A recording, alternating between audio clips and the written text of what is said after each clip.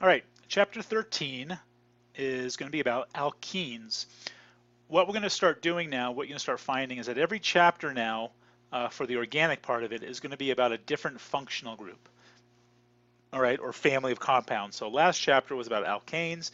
This chapter, I believe, is about alkenes and alkynes, which are triple bonds, and aromatic compounds.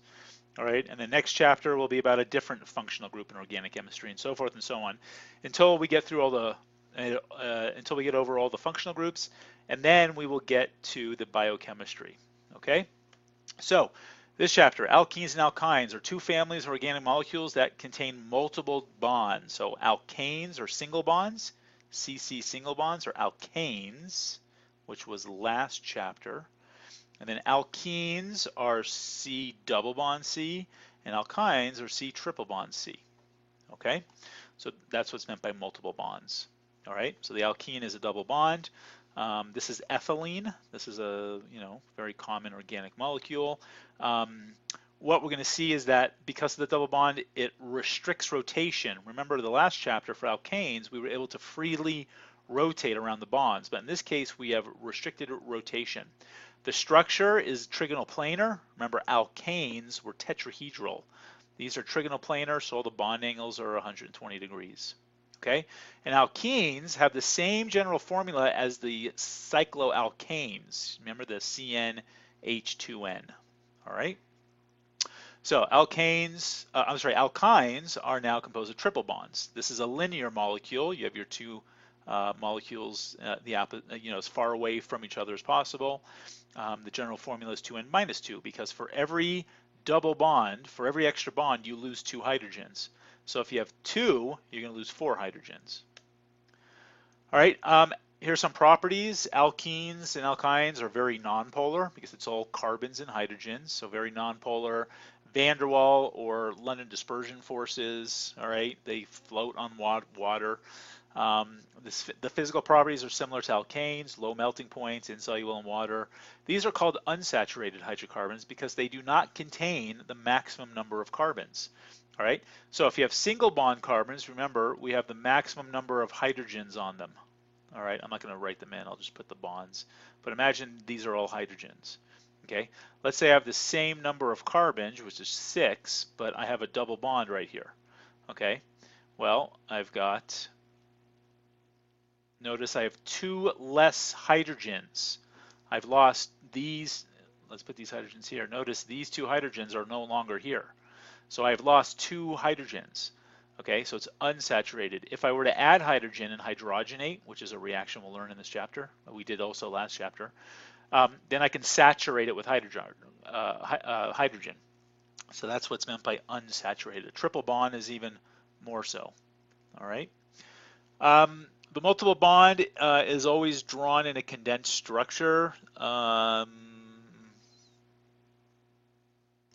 not quite sure what that means. I think it's meaning that if you draw it in this structure, you write the double bond.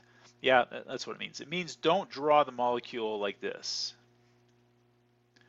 Okay, if you're going to draw it like the CH3 and all that, you need to draw the double bond in between the atoms. Okay, same for a triple bond. All right, nomenclature. Let's get to naming. All right. Last chapter we learned how to name alkanes. Naming alkenes is we're going to use the same rules, but we're going to add additional rules because now we need to tell the reader about the double bond and the triple bond. We have to tell them where these bonds are. Okay, so first rule is you find the longest continuous chain. However, this time that includes the double or triple bond. Now, it might not be the total longest chain of the whole entire molecule. All right, just keep that in mind. Okay, it might be one of the shortest chains. However, you have to include it in your chain. All right, does that make sense? You got to make sure that your chain includes the double bond.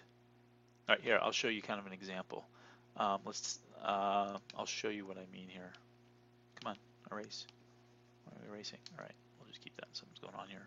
CH2. Oh, there. Of course. CH2, CH2, CH3. Let's do CH2, CH2, CH3. Okay.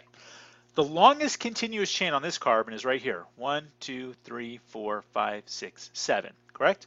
However, the rule is the longest chain that includes the double bond. So our longest chain is 1, 2, 3, 4, 5. That's the longest chain. You could also do it down here, 1, 2, 3, 4, 5. 5 is it's the same molecule, it doesn't matter. But the 5-member carbon is the longest chain that includes the double bond. Okay, so keep that in mind. All right. So as far as our examples up here, the longest chain would be this, and the longest chain here that includes one. Let's see, 1, 2, 3, 4, 5, 6. It's the same thing. It won't matter which way you go. Okay. So how do you name it? Okay. In this case, you start counting. I'm sure they'll tell you. So 4 chains. So since the compound is an alkene, change the ane to an ene. So instead of this, so this is 1, 2, 3, 4 carbons. So it's a bute. However, in this case, it's going to be called a butene instead of a butane.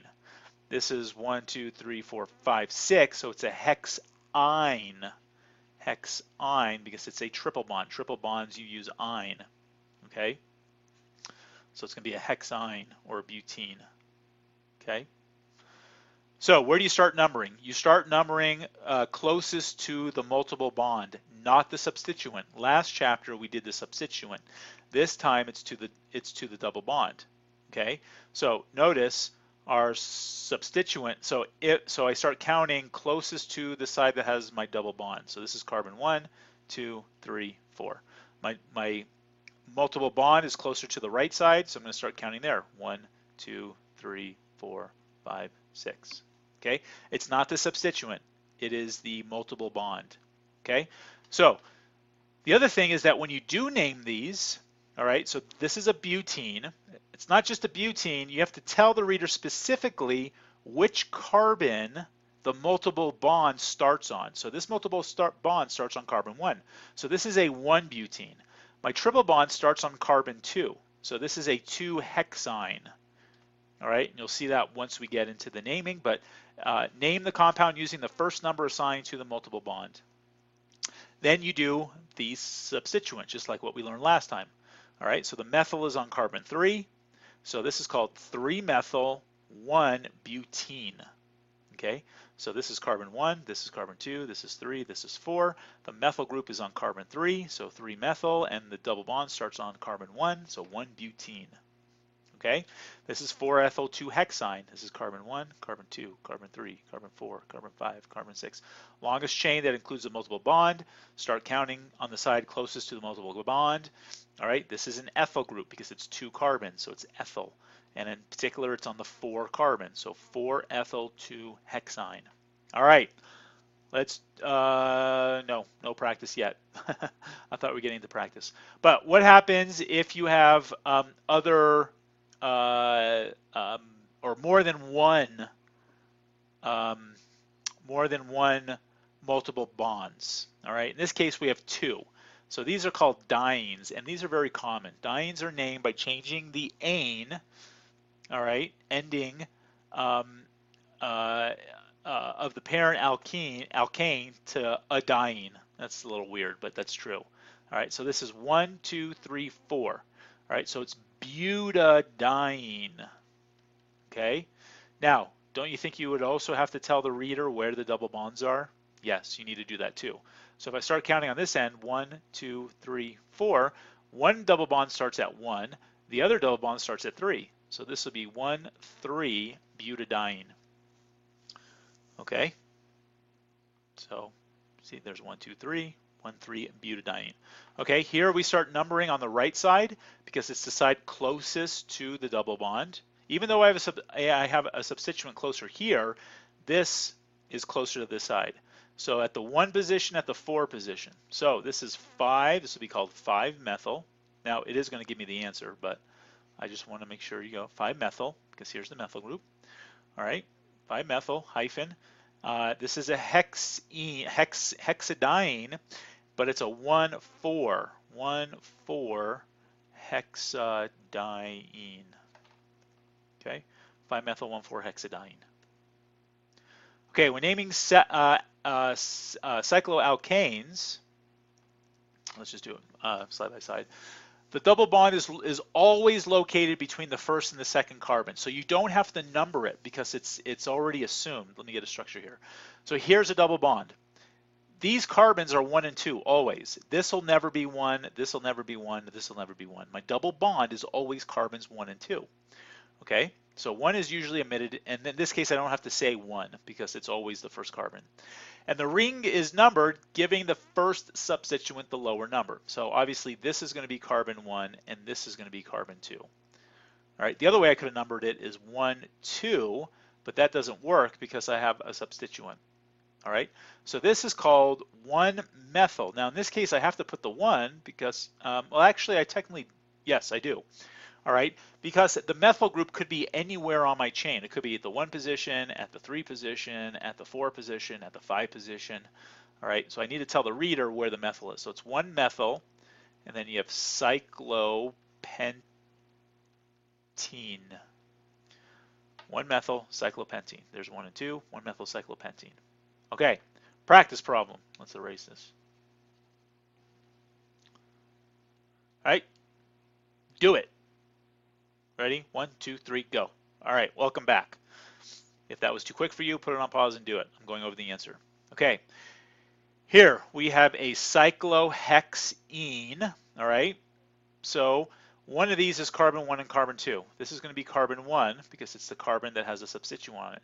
This is carbon 2, this is 3, this is 4, this is 5, this is 6, okay?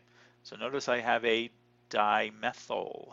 All right, so 1,6 dimethyl cyclohexene. 1,6 dimethyl cyclohexene. Okay, I hope that made sense. Start counting. Let's go backwards. Start counting here because this is always 1 and 2. The question is this 1 and is this 2, or is this 1 and this is 2? Well, the carbon that has the substituent on it is the winner. Now, what happens if I have 2 of the same? Let's say I have 2 substituents. Okay, so now where do I start? What do you think? Well, guess what? Alphabetically, chloro comes before methyl. So this would be 1, this will be 2, this will be 3. All right. Okay, we are going to stop right here, and when we come back, we will start 13.3.